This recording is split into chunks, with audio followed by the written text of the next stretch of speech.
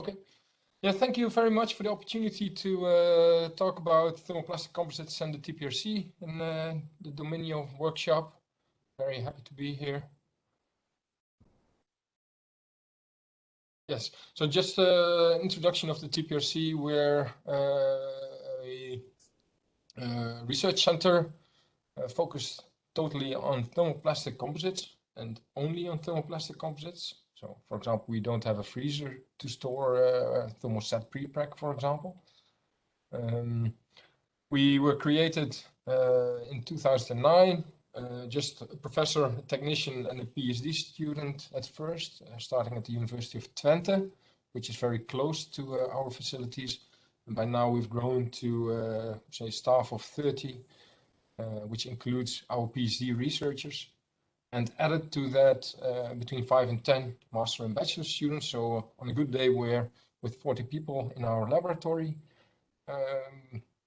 Our income is about 2.3 million euro each year, mainly coming from our memberships, members. So we have industry committed to our center with a commitment of 5 years, and we have 2 levels of commitment, tier 1, tier 2. About 1/4 now is financed by contract work, so commercial contracts with one contracts with the industry. Graphically, the major part of our work is what we call roadmap research, and these are long-term projects executed by PhD researchers,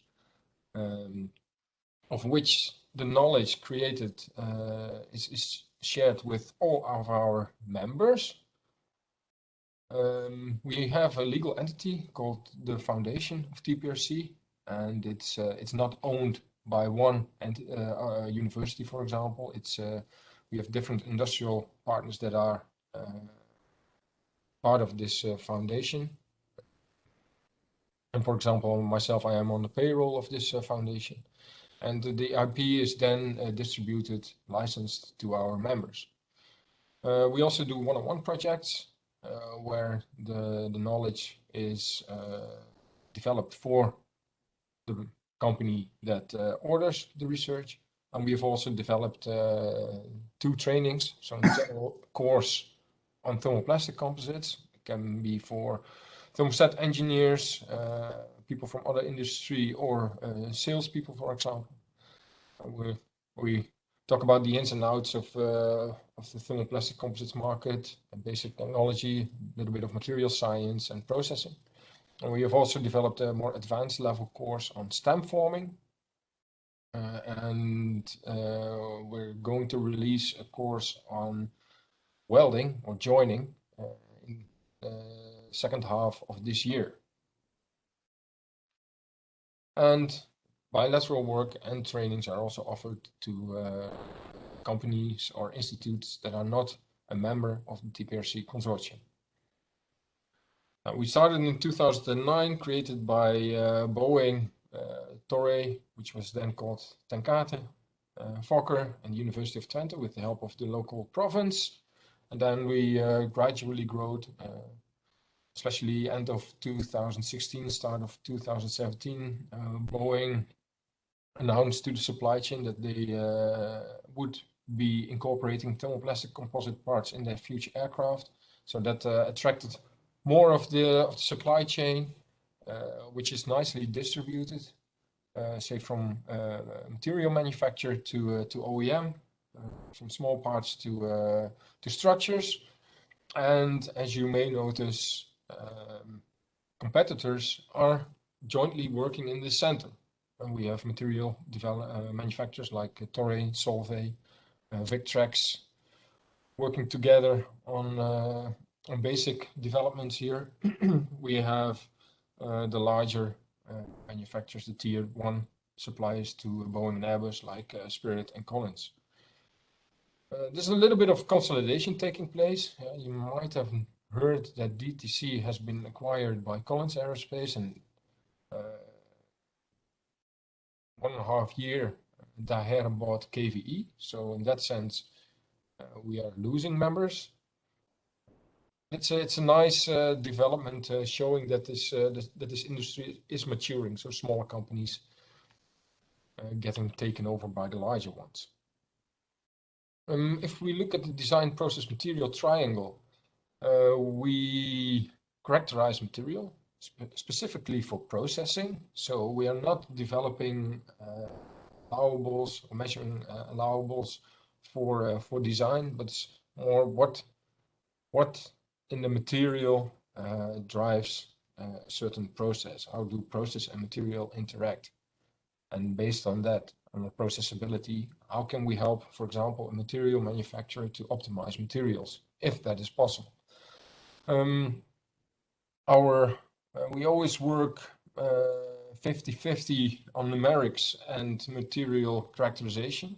So to develop the right experimental procedures to fill material cards for simulation.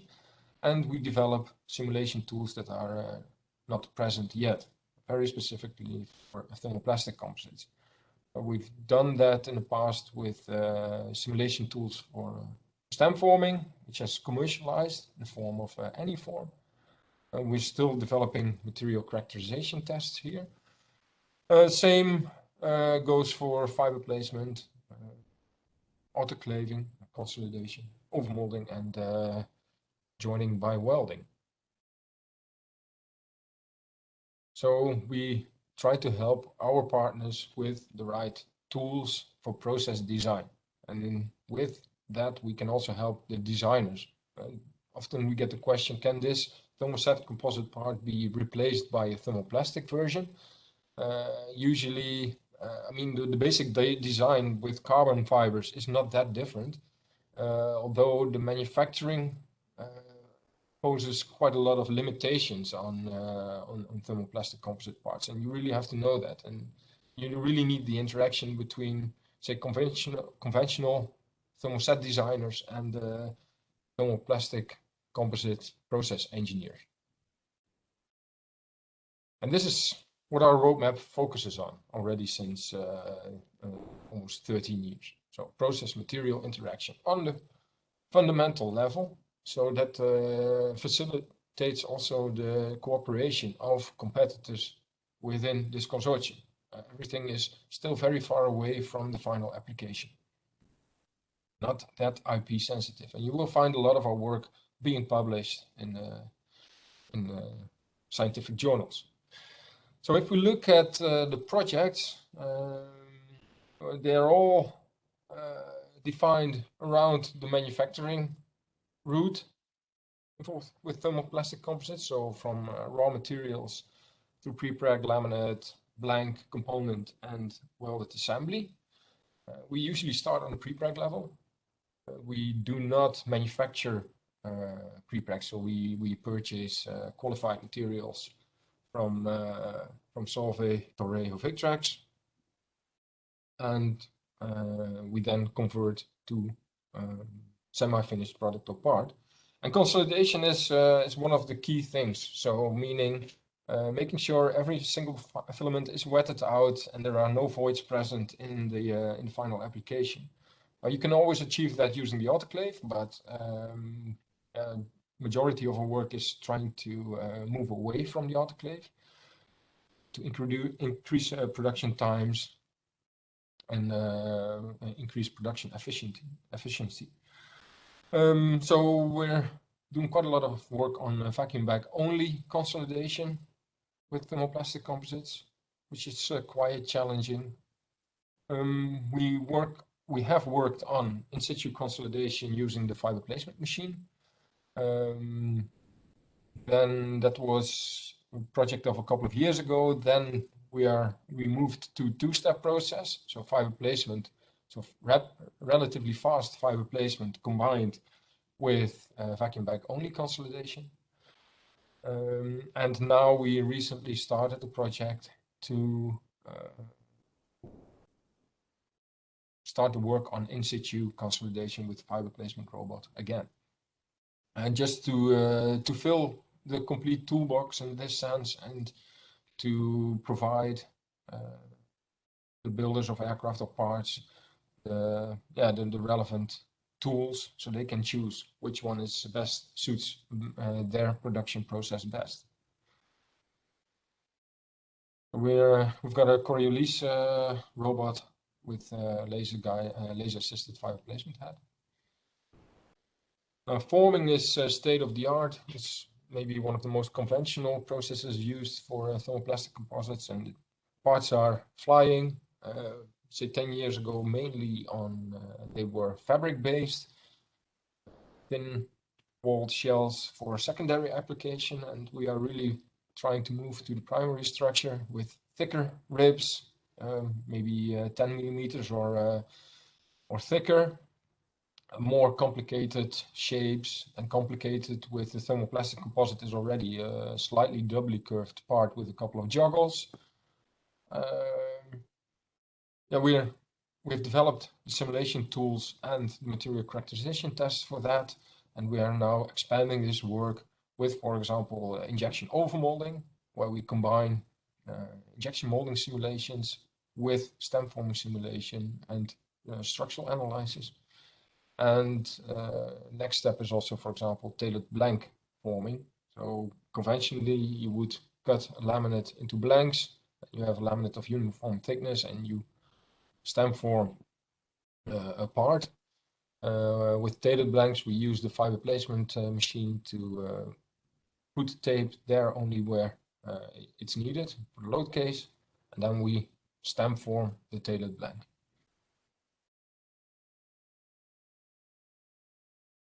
Well, then it's nice to make parts, but we also would like to know how parts perform after manufacturing.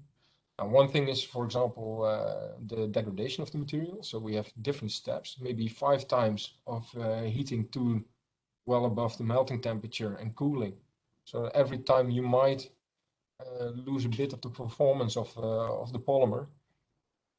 So that's a nice thing of having all these processes and knowledge partners in-house. And we can track the material along the production chain and then have some kind of initial state before a part enters into service.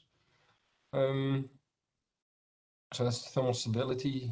We haven't done that much on creep and long-term performance. So we're still kind of in the stage where we are delivering the first products, and now we are also say for not that environmentally loaded applications, and now we want to see if we can bring thermoplastic composites closer to the engine, for example, where temperatures might be higher, but then creep also becomes important. And of course, defect-free manufacturing. Not only looking at big wrinkles, but also chicken tracks, so small in-plane, out-of-plane wrinkles that may or may not occur. And we investigated the cause of these defects and also the effect of the defect, and thereby trying to reduce scrap rates. And then recycling. So the nice thing of thermoplastic composites is that you only have to melt and reprocess. Now the route that we chose is collecting scrap from production. Some can be offcuts from a pre-pregging operation or a stem forming operation, then shred the scrap into flakes, and then try to disentangle the laminated structure. So in the end, you end up with a long fiber molding compound, a dough, as we see in over here, and then use a compression molding process to form a new part. Not for the primary application, but maybe an access panel, using the scrap generated with the manufacture of the initial part. And this way you can take into account the scrap material in your early design process. And then, of course, welding, which is a very literally and figuratively speaking, a hot topic. So the big benefit of thermoplastic composites is that they can be welded. So we're investigating induction welding and resistance welding primarily. not only thermoplastic composite to composite, but also thermoplastic composite to titanium, and of course mechanical fastening. So can we optimize fasteners for thermoplastic composites, where there are always questions about stress relaxation, creep. And then I would like to highlight a new project for which we secured funding last year. So we're very thankful to the Dutch government to help us with a budget of total 5.5 million euro. It will be spent on 13 PhD researchers, 3 different universities in the Netherlands, which is also very nice politically seen, and 3 technical universities able to work together. And here we are going to investigate the basic mechanisms needed for the assembly of large thermoplastic composite structures. So it's a lot about material characterization and modeling, but also trying to optimize the manufacturing processes. So control and inline monitoring and control. We've got some extra sponsors for that, and the TPRC is the main sponsor of this project. And there will be 3 students working directly with us at the TPRC on a process modeling, different scales, so on a micro scale. And I think this was typical research of the 1980s and 1990s. And then since then, we did not do very much on polymer structure, morphology, crystallization. But in the course of the last decade, we kind of found out we need to look into this more. Because healing and crystallization takes place at different levels. And it has a strong effect on the performance of the material. But then if you go to the meso level, with, for example, welding and overmolding, a lot of things are happening at the same time. So we have multi-phase flow under non-isothermal conditions. If you look at the fiber migration in an overmolded rib, it strongly affects the phase performance there. We need to worry about deconsolidation and reconsolidation. So how can we get rid of voids that might be entrapped during welding or that might grow during deconsolidation? And we focus here on induction welding and overmolding specifically, but this kind of techniques can be applied to any melt processing process with thermoplastic composites. Then in the end, on the macro scale level, we would like to do a full thermomechanical simulation, but you cannot use full computation on the micro scale level there, so that will be typical multi-scale modeling with some homogenization. So a lot of modeling, but no model works well with the right input. So a lot of work also on characterization. So let me close. So yes, we see, we experience a lot of interest for thermoplastic composites, and we see large applications being demonstrated. We see parts flying already. So then why still investigate the basics of thermoplastics? Now we see that this goes hand in hand. So the realization of big demonstrators and actual application go hand in hand with basic research, and understanding the basics makes sure that we can squeeze out the last 10 or 20% out of the potential of thermoplastic composites. And we focus on material process interaction. This is where we are very comfortable. It's a bit in the niche of the niche, and this is what we will be doing the coming 10 years. And we strongly believe that understanding of the basic mechanisms and physics is required prior to upscaling. And making big demonstrators also teaches you where to look at and what problems can arise. And using basic knowledge helps you also to go to a robust manufacturing. So thank you very much. you, Sebastiaan, for this nice presentation. Now I would like to ask the audience if there is any questions. There are any questions?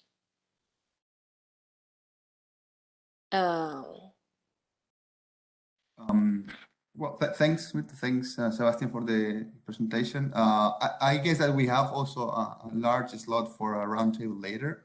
Yes, that's true. I don't know if we can just place the questions there, or we can ask some questions now. I think. Well, the idea is that if there are any questions from the audience, they may be briefly answered by the speaker in this slot now, but of course we can save them for later, or to elaborate on them in the other slot. Do you hear me, guys? Yes. All right.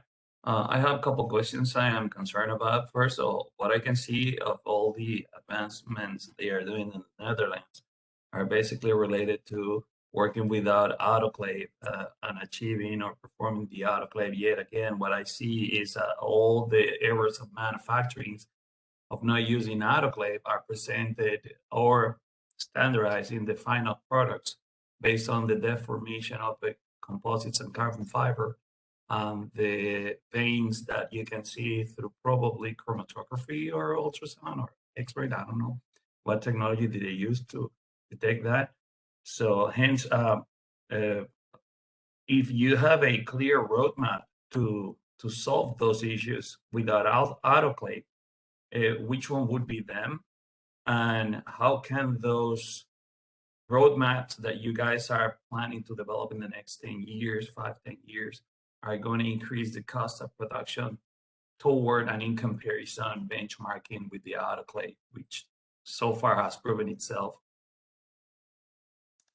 successful so far within the composites that are not bending forces, which we probably at this forum all know that it's a failure in terms of other materials. Did I make my question clear? First, if you have any roadmap clear in order for finding out how to fix those layer deformations in the final product and those irregularities that obviously the autoclaves are the one who solve right now.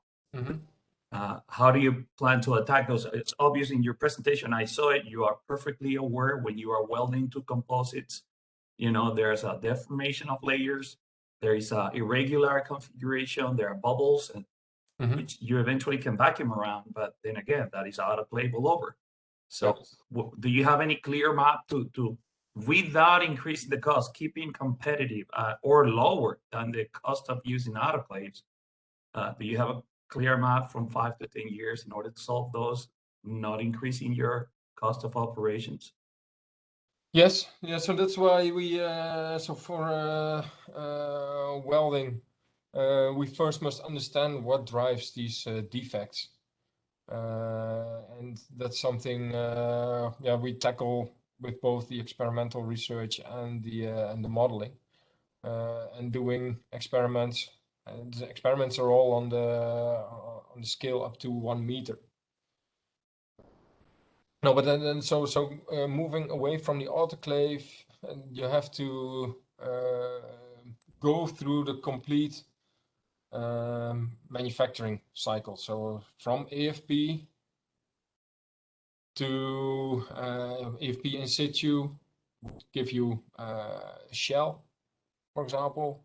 To that shell, you want to weld some stem-formed ribs or stringers. And every single manufacturing step has its own challenges. And then you would like to understand in the end what's happening during the final assembly.